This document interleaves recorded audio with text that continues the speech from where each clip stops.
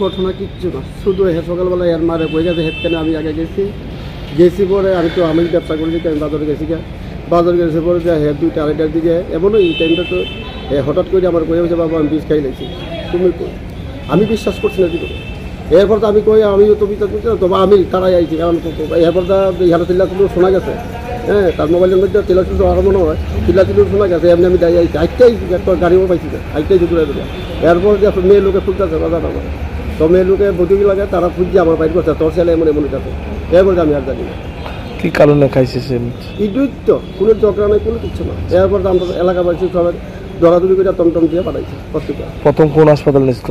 কয় হসপিটাল। এরপরে কয় হসপিটালে ওয়াশ করাইছে জীবিত জানতে পারছে মারা গেছে কোন? মারা গেছে আজকে। কি নাম ছেলের? সাগর শুক্র দাস। বয়স কত? 19। কি করতো সে? ক্লাস 11 করে। বাড়ি? শান্তিনগরের গড়িগোটা। আপনার ছেলে কয়জন? 3 ছেলে। সে বড় না ছোট? সে বড়। আপনি কি করেন? ব্যবসা করি।